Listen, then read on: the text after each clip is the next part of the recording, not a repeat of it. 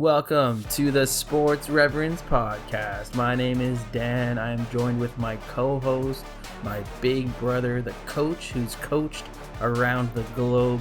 His name is Joel Chandran, and we are here to share a little bit about sports, talk a little recap of the NFL, talk a little baseball and basketball, and most importantly, talk a little bit about the sports culture and a little bit about the good news and all that, what that means, which is why we love Jesus and how that all intertwines together. So hope you can stick around for this whole podcast and share it to everyone. And Coach, why don't you just tell us what's going down first?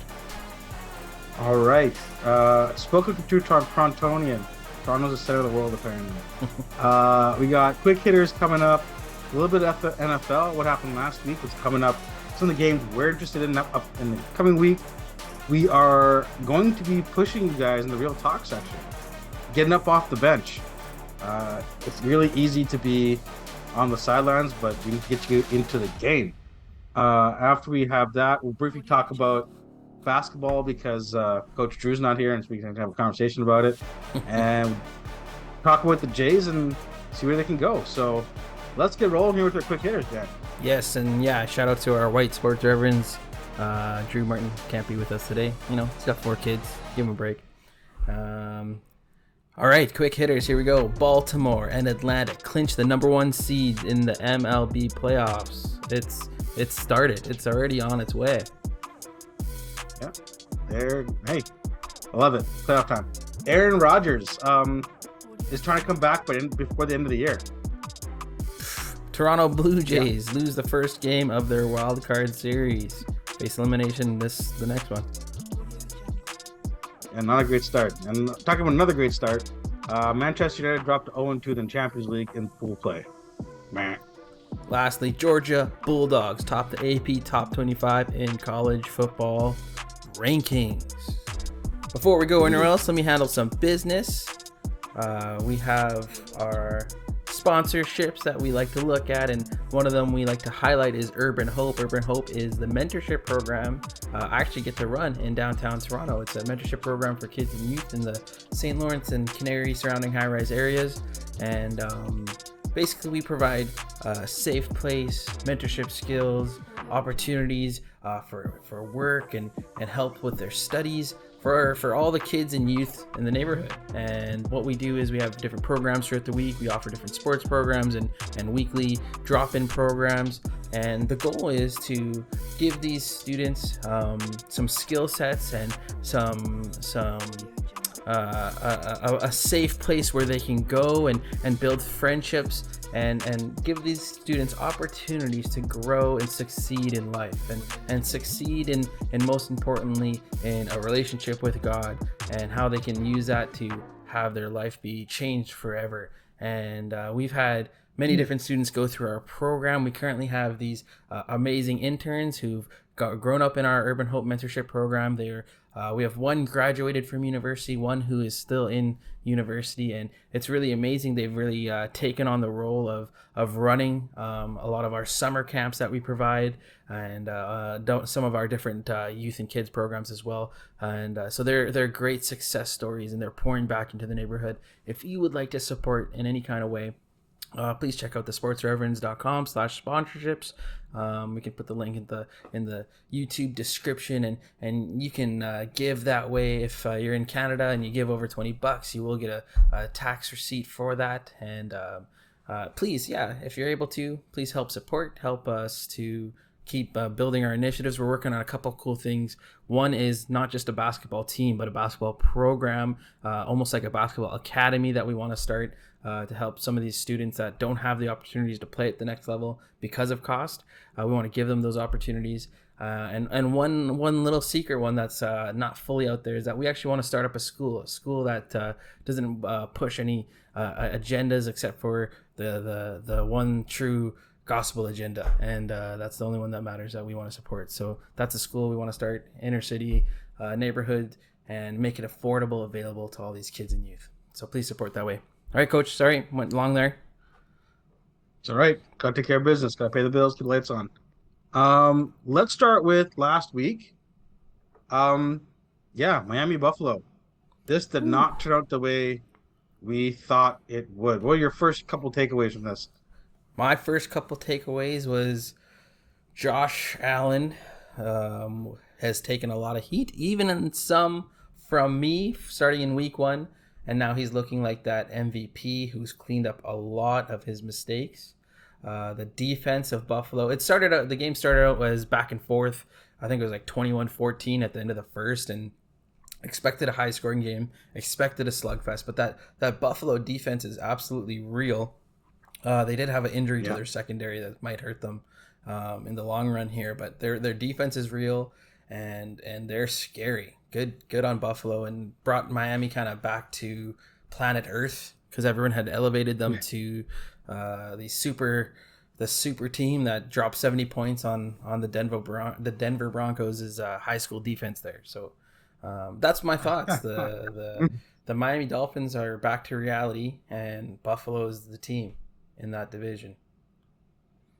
Yeah, talking about reasserting your dominance, for sure. And I mean, Tua played well.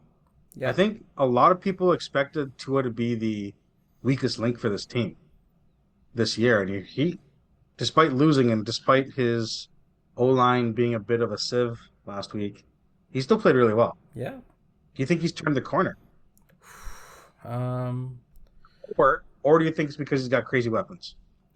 I think it's a mix of all the things. He does have crazy weapons. I think he is a good quarterback. My Yeah. question wasn't his skill set. I just think it's his ability to stay healthy, which it's only now we're going into week 5, so it's still early. Do I still have Mm-hmm. faith he'll complete a season? I don't. I don't. You see that if you get pressure on Okay. him, he's going to struggle. Okay. Josh Allen looks really good. Hopefully, he can keep that momentum. Yep. Definitely helped me win my fantasy this week. So thanks, Josh. Let's roll on to Cincinnati and Tennessee. Joe Burrow, has he just buried his head in the sand, or just he got his money? Like, what's going on? He's gotten paid. He's fighting off injuries. His top receivers yelling that he's open every play. It's a lot of controversy there, and it's kind of tough because the Bengals defense isn't that bad. And they just got Hmm. blown up. They got blown up. I don't know what's going on. It must be some sort of injury because the week before, week 3, Joe Burrow looked like the normal Yeah. Joe Burrow. So I don't Yeah. know. Must be injury hurting him. Yeah. Yeah. It's not good to see so much discord so early in the year, but they're in a tough division. A lot of teams are looking good there. So they gotta make that turnaround really quickly, otherwise they're in trouble. Yeah, not a lot of room left to play with, and Mm-mm. losing. They're gonna try to make a wild card. I don't know. It's gonna be tough. Yeah, it can be tough for sure. And it's kind of weird to say that after 4 weeks, but this is the reality of the NFL. Every Yeah. game matters. Speaking of every game matters, CJ Stroud is making the most of his opportunities. Pittsburgh, Houston. Did not see that coming. Absolutely. Just the Texans have found their guy. Some of the throws that he's Hmm. made is just incredible. It's not like he's reading defenses and he's just making throws. And like it's been so smooth. Not one interception yet. Like he's had an incredible start. Incredible. Incredible start, and he just seems so calm. Like he kind of seems like Joe Burrow in rookie year. That's what he kind of reminds me of. Is that calm, able to Yeah, that's sling fair. it, but able to read those defenses. Like it's very impressive. There's this one play where he's holding off Minka Fitzpatrick and just keeping him where he is, and then boom, darts it out there, and it's just that's just like high level QB play. It's impressive. Yeah. You don't want to put too much pressure on the kid. It's only been 4 games, True. but he's in some pretty elite company for starting off his career. So, big shout out to CJ Stroud. And the rest of the Hopefully, he can Texans, keep it up. like the rest of And the the Texans, whole like Texas team, they expected nothing from they were, them. yeah, they were So just expected to have another high draft pick yeah, and move on with life. But they're showing, I think the GM's done a good job for sure, and the coaching staff has done an amazing job big getting time. that team to believe with each other. I mean, even if they lose every game going out, they've probably won more games than anybody thought they would already. Yeah, probably. right? Probably. So, yeah, Pittsburgh's in trouble. So we'll talk about them shortly. 49ers doing what the 49ers do. Debo had a .6 score for my fantasy team, yet CMC decided to toss in 4 touchdowns. Can anyone stop this team on offense? It feels like, I don't know. It's tough. I think the most criminal thing that whole game was the 49ers calling a Brock Purdy QB sneak instead of giving McCaffrey his Yes. 5th touchdown. I'm pretty sure 5 touchdowns like ties the record for the 49ers, like Jerry Rice for most touchdowns in a game. And Yeah. Well, give him coach the 5th said he didn't know. touchdown. Oh, come on. Coach said he didn't know. Come on. I don't believe it, but sets us up for a big week on Sunday Night Football, that's for sure. I'll just say I think the 49ers are atop of the Chandran NFL hierarchy in terms of power rankings. I got them number 1 myself, and I know you probably do too. Yeah, a little bit of hometown bias, but sorry, Dad. Giants are just not quite there. They may be 4 years from being 4 years away. Yeah. I spoke to your wife. She's not a big T Swiftie fan, so she doesn't care. But for those T Swift fans out there, quite happy in New Jersey with KC pulling it out, barely. Star-studded affair. I mean, this has got to be good for the NFL, I guess. The NFL is eating it up. They are giving before the kickoff. The name was mentioned. T Swift was mentioned. All the stars were Ryan Reynolds, his wife, I think Blake Lively, Hugh Jackman, some other guy, and all this crew. Wow. It's just the hype for these games. Wow, it's just incredible. I think the only person that's really annoyed by it is probably Patrick Mahomes' wife, because she's losing some of that fame and fortune. She's in the shine. Yeah, she's not and the brother. Yeah, the brother. Yeah, we don't even see that. I don't even see that guy no more. So I think he's got muzzled for sure.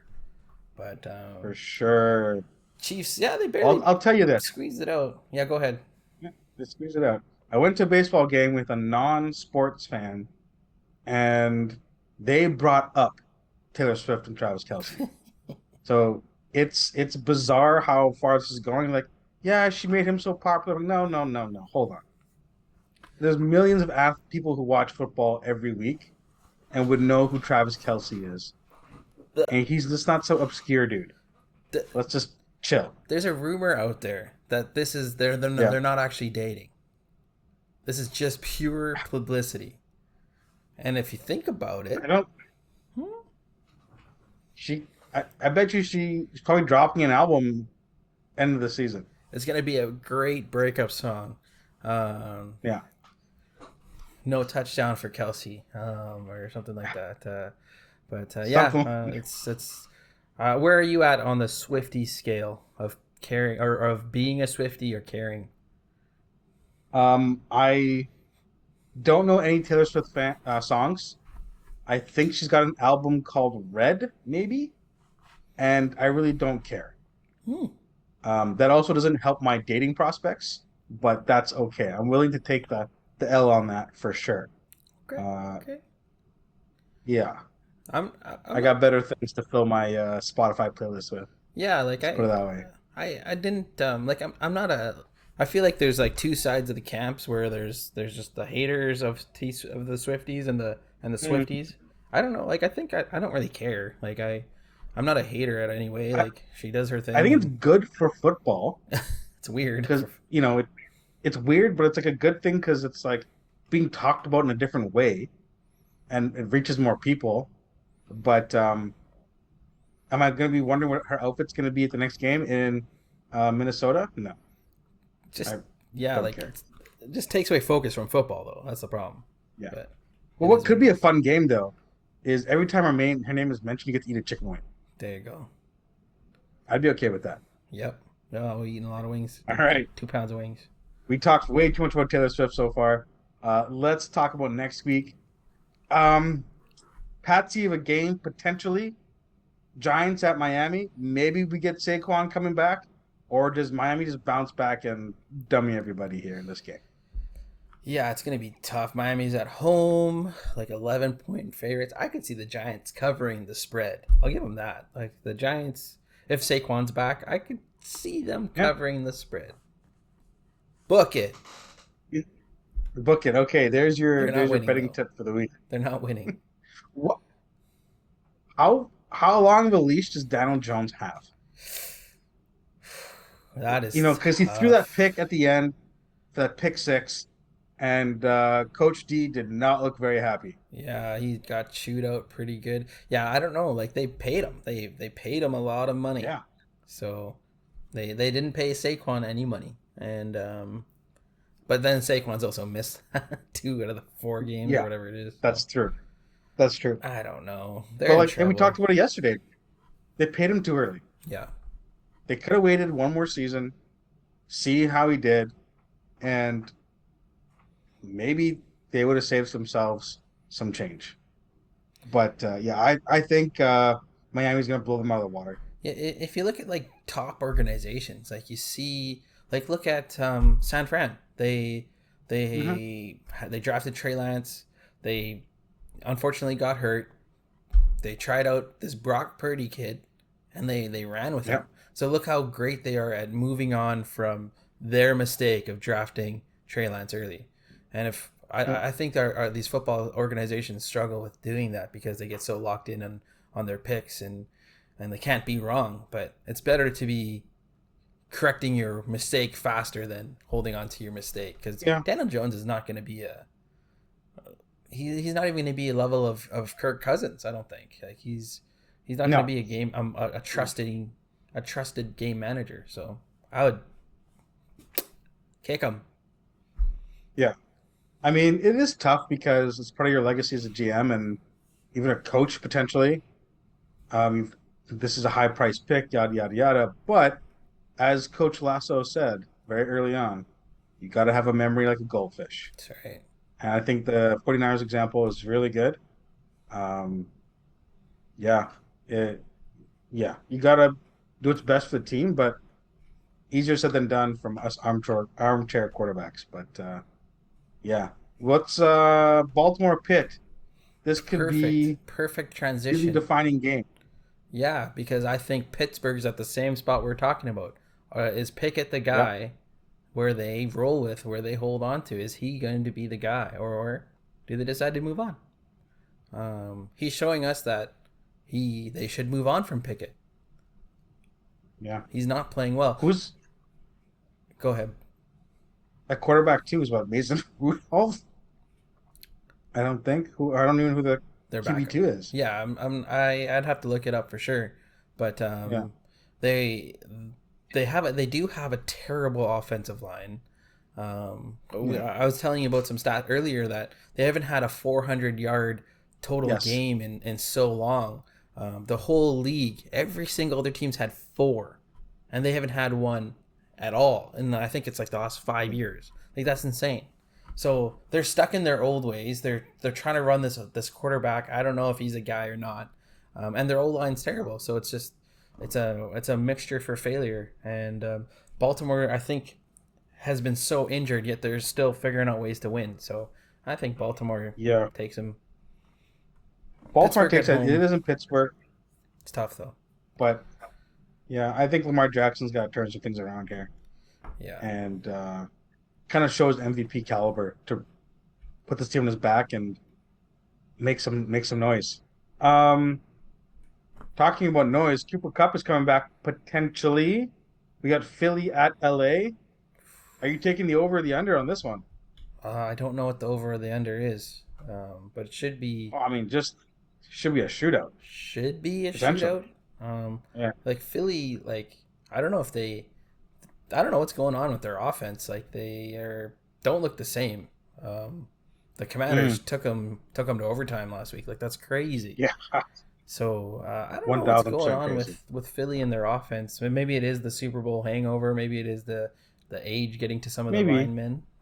But I really think LA is such a underrated team by all the pros, by all the experts. They're Yeah, constantly put as underdogs, and I think LA is the real deal. I think LA's you add in Cooper Cup to this offense. They got a yep. solid running back in Kyron Williams. Like they're good. They're really good. I'd put them right there under the tier of San Fran, Dallas, and Philly. Yeah.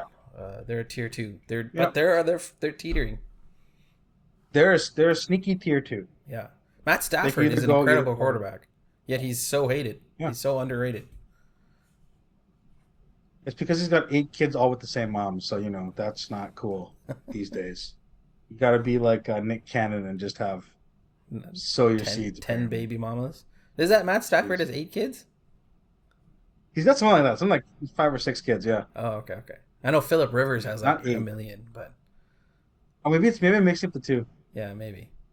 I could be mixing up the 2. That's on me. Anyway, regardless, Matt Stafford. We'll see what he can do. Could also be a lynch point game for LA if they can take down Philly. Yeah, That kind of gives them some confidence. it could be big time. There's a Netflix documentary they do every year now, I guess, with called Quarterbacks, I think it is, and so Matt Stafford is signed up to do the season 2, so that should be good. Interesting. Yeah, it's good. That'd be cool. Good docuseries there.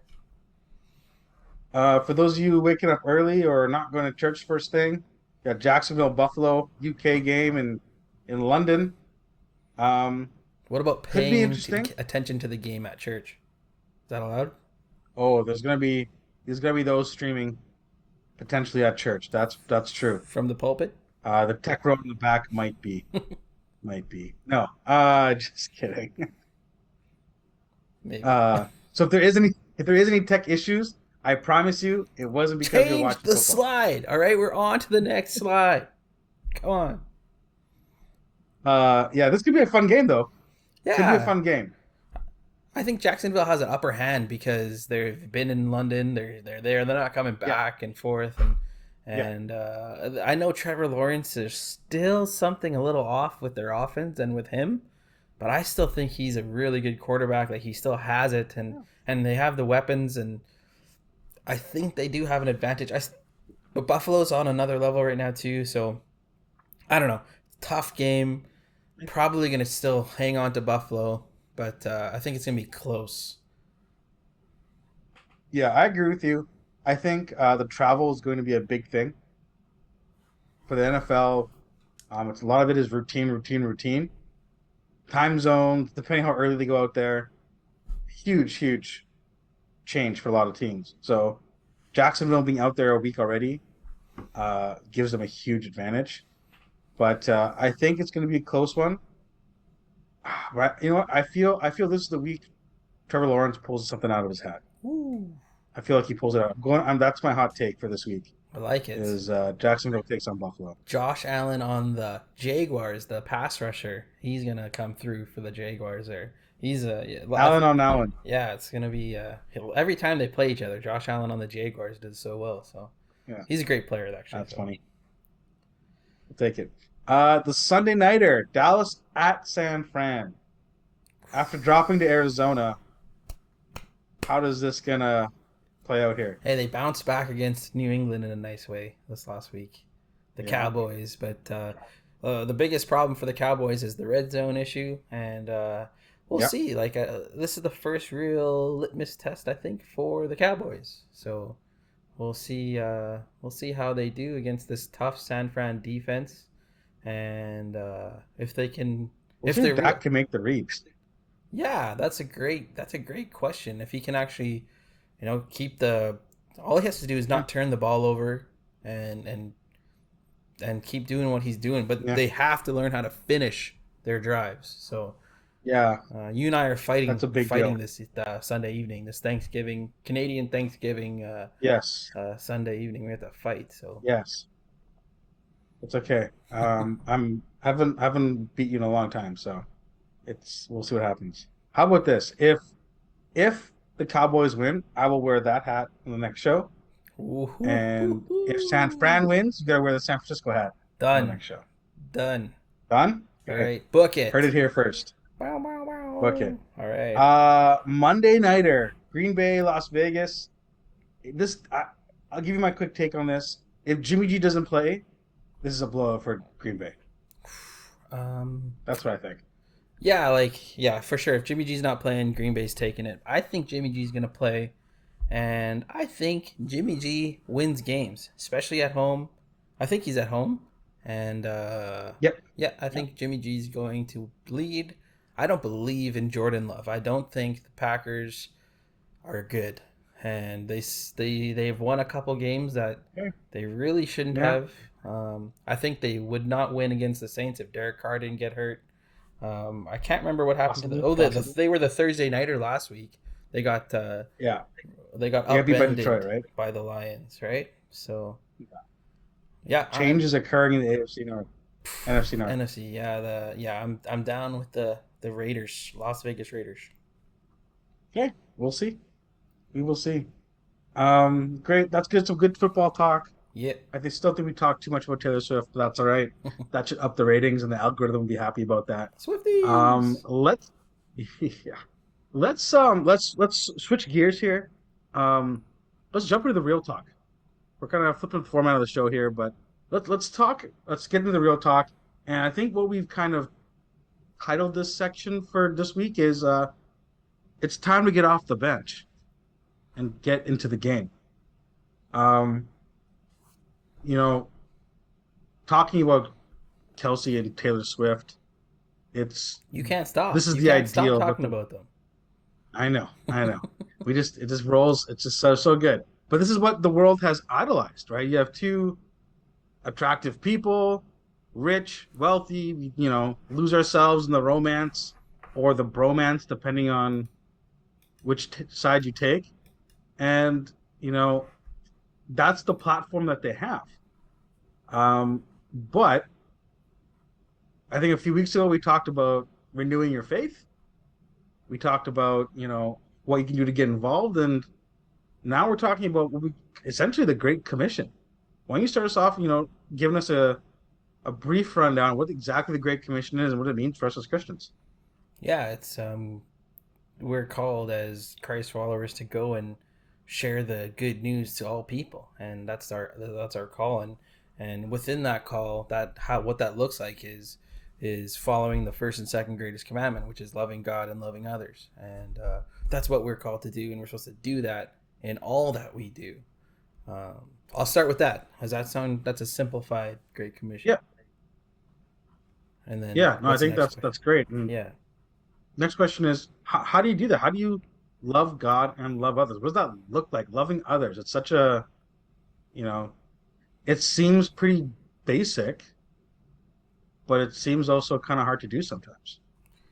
Big time. Yeah, like when you look at it, you can look at this from all kinds of aspects. You have to look at the aspect of what is love. You can look at the aspect of what that actually looks like. To me, I think, is it more loving for, let's take an example here. If you and me we're going for a run, okay, which we love to do apparently, right? Look at our physique. We're going for a Yeah. run, and let's just say you stopped to tie your shoe, and I was running ahead a little bit, and I encountered this big pit, and I just happened to see it, and I ran around the pit. Is it loving for me to, you know, let you go and just figure it out yourself, or is it more loving to tell you about the pit that's coming, that you don't fall in and break your leg? I think it would be more loving if I told you about the pit Yeah. coming ahead, right?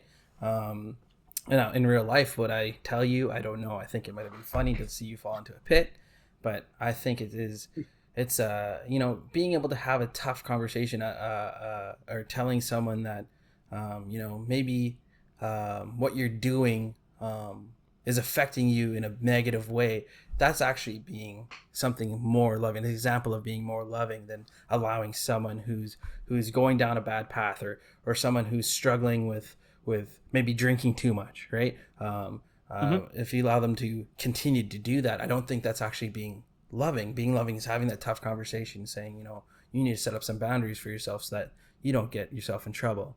And so you take that kind of, and then you look at the Christian outlook of love.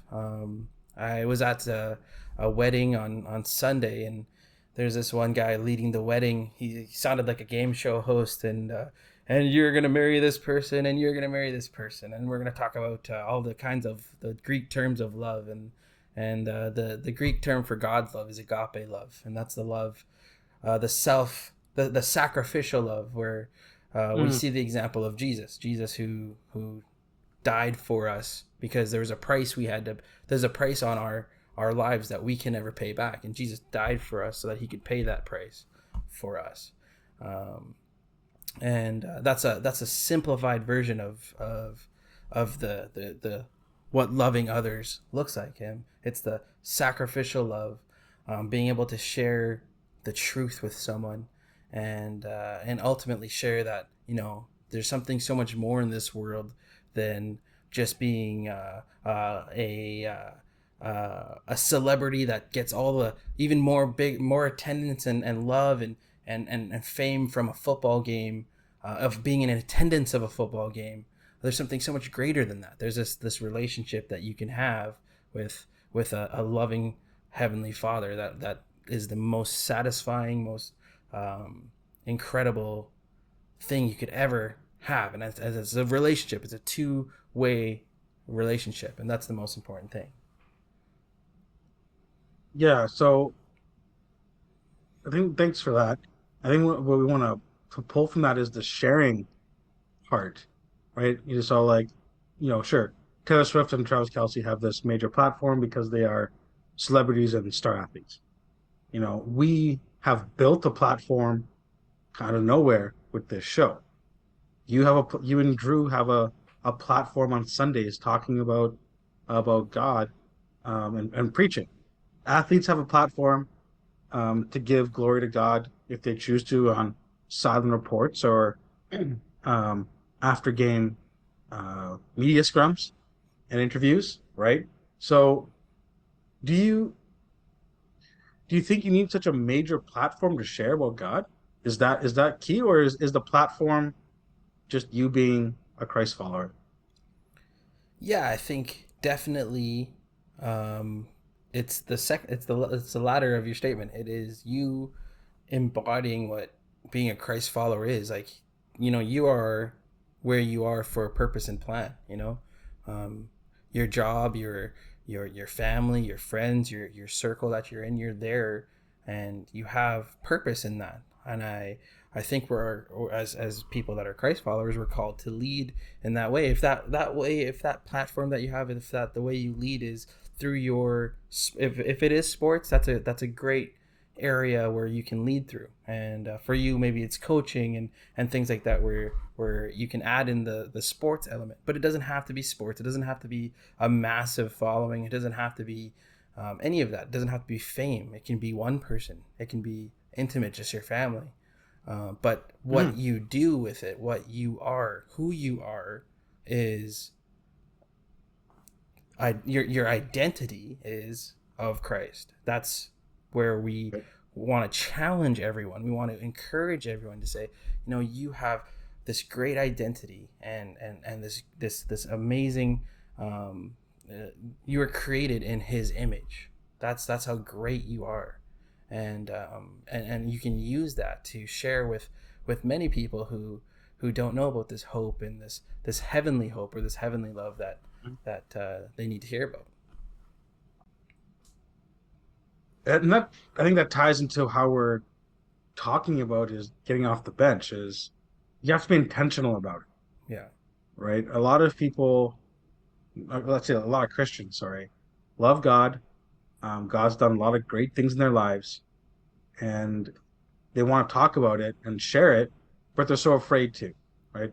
When you meet new people, you go to a dinner party, you don't talk about politics, you don't talk about religion.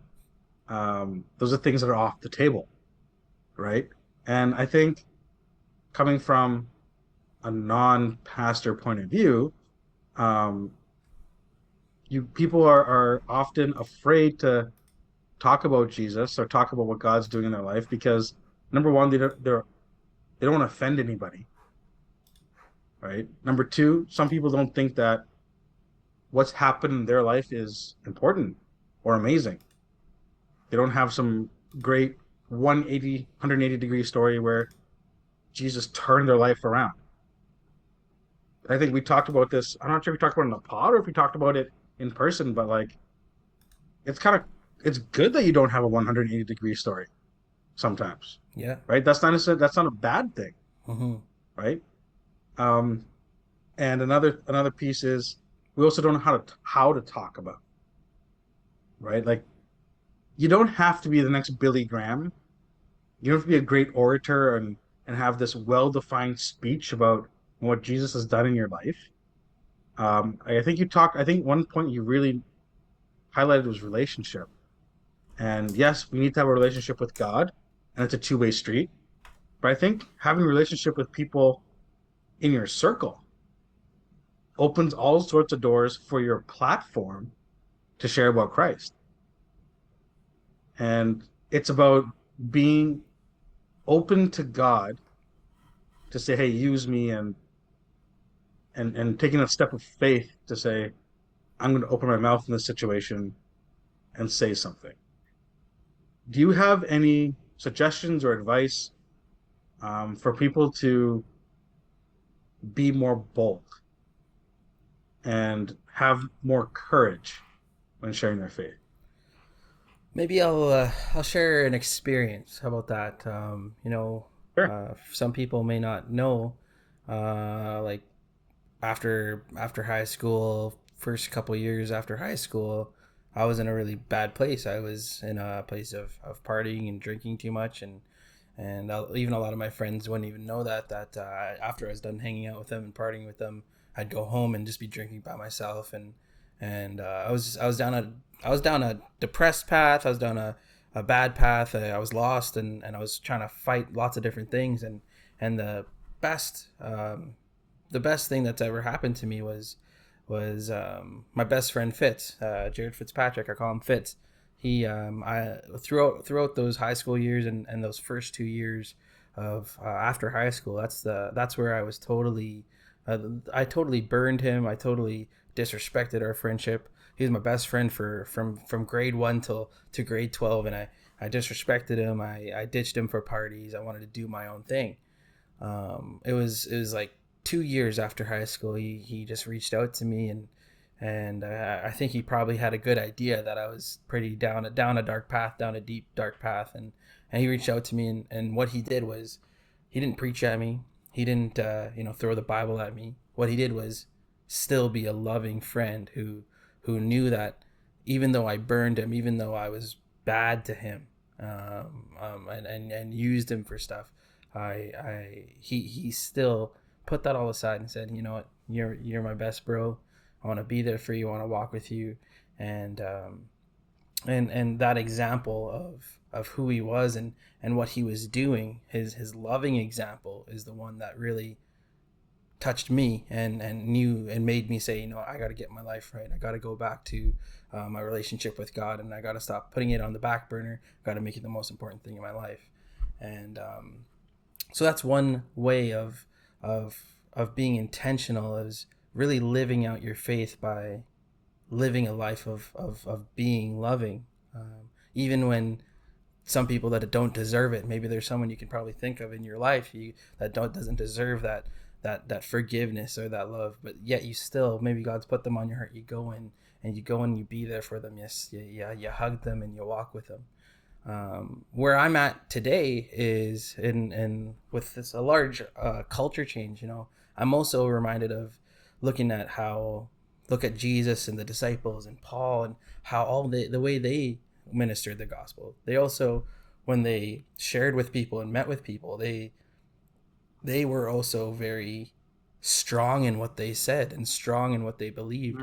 They didn't shy away from that. So where I am at today is trying to find a balance of both. You can definitely try to be relational with people, definitely try to walk with them and build friendships, and let your life represent the Bible to them. But I'm also now at the spot where, what, you can pray and ask God to give you words to speak into someone's life. You can be such an encourager to them, and you can actually lift them up through maybe through different Bible verses that God's put on your heart to give to them, and that can be so being more intentional even when you speak into their lives. That's kind of been what's on my heart these last few years, and I think that's also been partly because of the culture change that we've gone through, how things are so polarizing in our world, all these issues that we used to think weren't polarizing, from sexuality to gender to race and all these things. Over the last 10, 15 years, it's there's been a change. So that's why I think there's also a level where we have to be a little more vocal and a little more. I still think you can still be encouraging and you can always be relational. Yeah, it's not about pointing fingers, Right. right? It's about having that, taking advantage of the opportunity that comes your way and being intentional about it. I'm sure Fitz didn't, like you said, he didn't hold you down and point a finger and say, you're doing XXX, you're going to hell, whatever. He reached out in love. It was probably a tough conversation, but those are, you don't know what your platform is until you go out there and start being present in people's lives. Yeah, you also don't have to be a Bible scholar. You don't have to be have Yeah. attended church for 10 years either. You honestly, it's like the more and more, even the more and more I've been in ministry, it's like you you rely less and less on your ability. Rely less and less on your even strengths. You say, "Lord, how can you use me today?" And what do you want me to do? Okay, you want me to share this, and when you're having those conversations, I'm telling you, from you're gonna be sent like a missile, a Bible verse missile that's popped into your brain that you probably didn't even remember that you knew, and you get to share that with someone. And that's God working in you. That's a Spirit working through you, and that's something very real. And that's something if we really want to see lives change, we have to be living Spirit led lives. That's the real talk truth of what's going to see change happen. Absolutely. So we talked about, hey, it's a renewing season around, it's the start of a lot of different things. Trying to restart your relationship with God, getting involved in your prayer life and your routines. Now it's time to get off the bench and just ask God honestly, what's an opportunity, and just be open and trust in Him, and He'll give you the right answer. So I think great. I think some great stories there you shared with us, and some good talking points for sure. Um, if athletes can get praised for saying "Thank you, Jesus" after scoring a touchdown, you can share the same thing when you get a sweet parking spot at the grocery store, or if you get a promotion, or if something also negative happens. Trust in God; He'll take care of you, and He'll give you opportunity if you're looking for it. And sometimes when you're not even looking for it. So you don't have to be YouTube stars like us to share your love of God. Take that step and just run with it. Fair? Let's go. Awesome. Um, cool. I think we take care of a little more business, Yep. and then we'll quickly talk some basketball. Sure. www.traintoinvest.com. That is a company that I work with and for, I guess, that is looking to help you change your life, really, from a financial perspective, not a God perspective. We tie God in there, but we're looking to help you realize your financial future and what you want to do, and give you the toolkit to be successful. When it comes to retirement and when it comes to planning for the future, we like to give that control to somebody else. But remember this, no one will take care of your money like you will. Trade to Invest offers a course. They'll teach you how to generate a steady rate of return so that you can meet all sorts of goals for your life. Check us out at www.train2invest.com. Look for the ebook, give it a read, and give us a contact, and we'll love to reach out to you guys. And yeah, we've helped people change a lot of their lives, plan for weddings, plan for retirement, put their kids through school, and really protect the wealth that their families already built. So if you're looking to find your next stream of income, if you're looking to change the way you approach money, and if you're looking, for a way to support ministries and things that you want to do, check us out, www.train2invest.com. All right, let's talk a little bit of basketball here before we wind down for today. There are two main storylines heading into the offseason. Dame wanted to trade to Miami. James Harden wanted to trade to the Clippers, basically. So far, none of those things have happened. But Dame did get traded. You want me? I'll run down quickly who got what and how this all worked out. So Dame went to the Bucks. The Trailblazers received DeAndre Ayton, Timani Camara, Drew Holiday, a 2029 first-round pick, 2 first-round pick swaps with the Bucks in 2028 and 2030. The Suns received Grayson Allen, Keon Clark, Nasir Little, Yusuf Nurkic. Then Cronin flipped Drew Holiday for Malcolm Brogdon, Robert Williams, 2024 pick from the Warriors, top 4 protected, a 2029 unprotected first round pick, and we'll see if they even keep Malcolm Brogdon. Did anybody see this coming? No. Absolutely not. Yeah. Joe Cronin, Portland Trail Blazers GM, under the gun, under the pressure. Dame saying he wants to Miami. Everyone from Miami media saying they need to trade him to Miami and gotta do it now. But he pulled off the heist of the year. He got Drew Holiday over Tyler Hero. He got flipped Drew Holiday, like you said. And the worst part of it all, as a Raptors fan, was I got the alert on the phone saying, thanks, Shams Charania. If I see you, man, we're going to have some issues because you sent out an alert saying Damian Lillard traded to the Toronto Raptors. And not longer than 60 seconds later, Damian Lillard traded to the Bucks. It's, I think, and there's even a story going around that Dame said, hey, can I pull back my trade request? Right. And Cronin was like, no, thank you. And I think, obviously, this trade is about 2 years too late. But they got a sneaky good young team there. Right? And future assets. And future assets. Got rid of the Nurkic contract. Robert Williams. Yeah. Robert Williams and Ayton.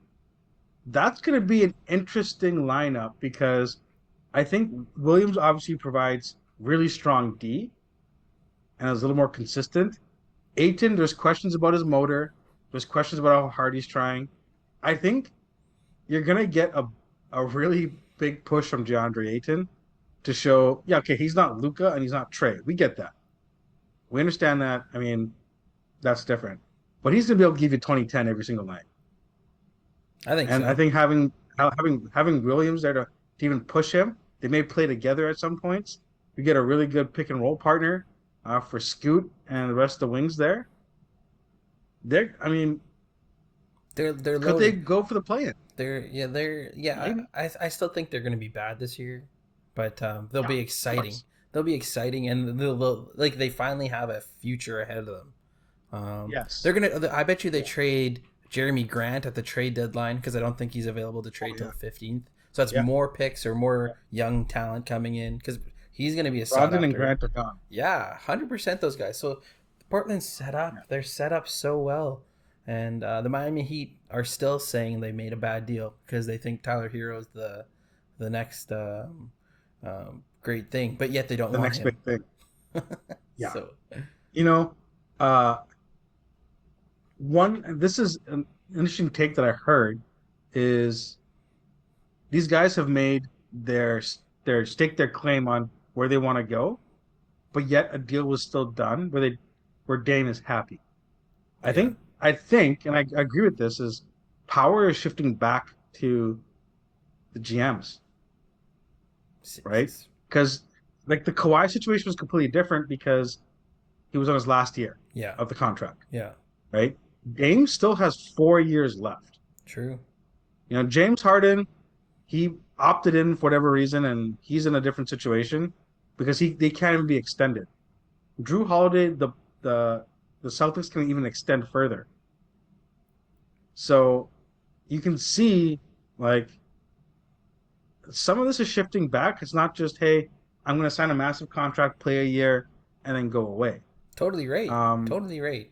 Yeah. James Harden hasn't gone to the Clippers yet. I don't think that's going to happen Kyrie Irving didn't want to go to the Mavs, and that's where they sent him for the right deal.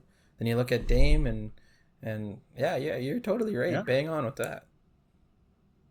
And I know the Celtics are going to be short on depth.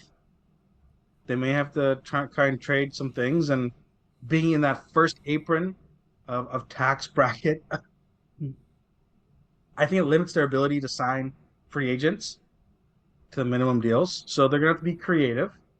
But if you're Philly, you got to be like, what just happened? Yeah, Because the Bucks are strong, Celtics are strong. Philly's, I guess, top 4 right now, kind of. If James Harden comes out and play, Cleveland's up there. Toronto hang around, but isn't strong. Chicago's not strong. The Heat, Heat will be okay. The Heat will still be Charlotte there. Charlotte and Washington are going to suck. All right, like the East is really top heavy. Yeah. The Bulls will be out of it. Like the Pacers are still young. They want to trade away Buddy Hield, who, if you look at Buddy Hield's stats, he's like the second best 3-pointer behind Steph Curry. Yeah. Like the last 7 or 8 years. Yeah, it's pretty insane. Which is absolute, because he played in Sacramento for so long, no one really even heard about him. He goes to Indiana, again, not another major market. So, like, somebody could flip for him really quick. Mm-hmm. And, I think make some noise. Teams like the Lakers, the Heat, even the Nuggets, it's an arms race at this point. You got to add some stuff if they want to like win. Yeah. So yeah, and it really puts teams under pressure with the new luxury tax rules. Yeah, for sure. I wish I could go into know all the details of the tiers of the luxury tax and all that stuff too, but that's a lot of work. That's too much. You need a whole degree in agentology to figure that out. Yeah, 100%. So who do you got? The Celtics being better or the Bucks being better? I think I'm going to go with the Bucks, just because of the more continuity.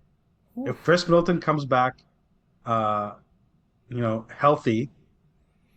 Middleton, that's a big Giannis, Dame, and Lopez. Bobby Portis has really grown a lot, right? Yes, they lost Grayson Allen, and he was a decent defender and a decent 3-point shooter. Pat Connaughton should flip into that. Yeah, Pat Connaughton's there. Right. They got some players. But Drew Holiday... I think... I know. Drew Holiday, Tatum, Brown... Porzingis. But Porzingis is also hurt a lot. Porzingis, like, he played quite a few games last year. Like, he looked like pretty good. Yeah. Like, I think Porzingis is deadly. They're going to miss Williams' presence, though. Al Horford over Williams... He misses so many Al games Horford's old, anyway. Bro. Right? Like, yeah, but that was just last year, not the year before. I think both years Robert Williams has been always injured. Maybe. And he only gives they need somebody 18 minutes a game. Like, Porzingis is like a shot blocker, can stretch the floor. You need a big body to absorb some of the blows. From who? I don't think Al Horford's that guy. Embiid? That's the only guy that has a post player nowadays in the East. I guess kind of Giannis. Yeah. Right? But kind of like but you still, regardless of even this post play, you need somebody in the middle. I think Porzingis is that guy.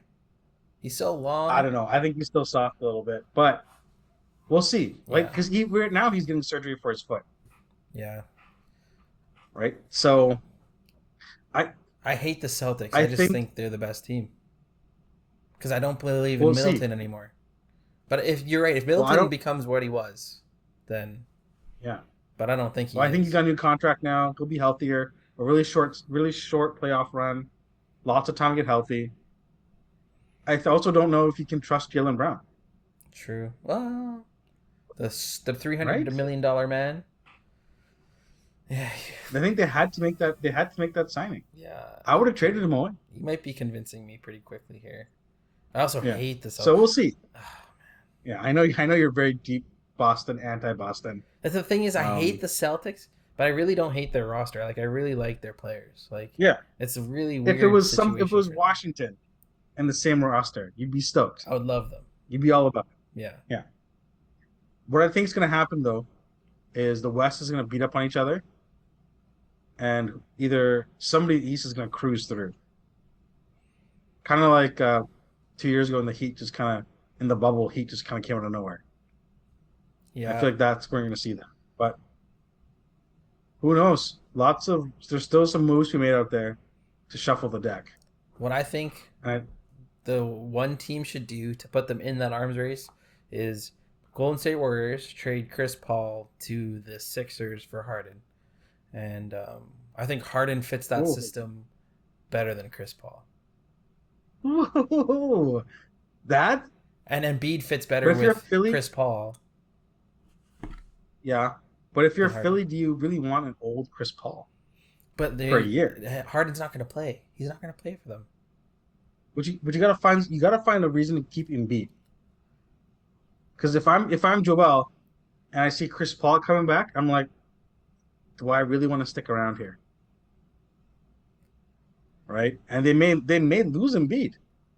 Would Miami take on Harden for Kyle Lowry and Tyler Hero? No, he doesn't fit the culture. The Heat culture They, changes the temptation of Heat culture, but the Heat culture is going to put him back in shape and keep maybe him in line. Pat I just Riley's he's got his goons everywhere watching yeah, where he's going to that's be. true. I don't know, maybe But James loves the strip clubs. that's what I'm saying. The That's Pat Riley, Miami is pretty much it's you know it's too much of a temptation. You're saying, yeah. I think yeah.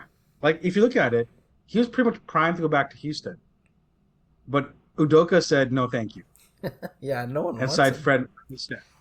Yeah, I get he's it. damaged his brand. I get it, but he He's the also, next Carmelo Anthony. but like he did average like 22 and 11 last year. Like he did put But up his two playoff 40-point stats suck. games. He put 2 He, 40-point games up in that playoff series against the Celtics. Like I Embiid's know, supposed to but be the MVP, and he's a shadow. yeah, I I don't know. That team like even has Tobias Harris overrated. Like I like Tyrese maybe if you're Maxey. Philly, yeah, he's a good piece. If you're Philly, maybe you try and blow up the Harden and what's his name? I just said his name. Jeez. Uh, oh my Tobias. Flip those two and try something new. Who's gonna Try take that something on new. though? Right? Who's gonna take it on? I don't know. Too much money. I don't know. Yeah. Yeah, we split them up. Different trades. Split them up. Yeah. All right, Anyways, Coach. Wrap us up. great chatting today. I think we had a really strong real talk. Make sure you guys just ask for opportunity. Like us on Facebook, Instagram, Twitter, or the new X, and YouTube. Make sure you subscribe to the channel, share the video. Let's get those views up and get the algorithm going. We mentioned Taylor Swift enough to land on some Swifties video page. Just don't put the thumbnail as Taylor Swift. That would be terrible. I don't know if we could do that. But yeah, check us out on our socials. Let us know. Who wants James Harden? Who wants James Harden? Let us know if anybody, and we'll go from there. I look forward to seeing a 49ers cap on your head next time we pod, and we'll go for there. Peace. Peace out, world.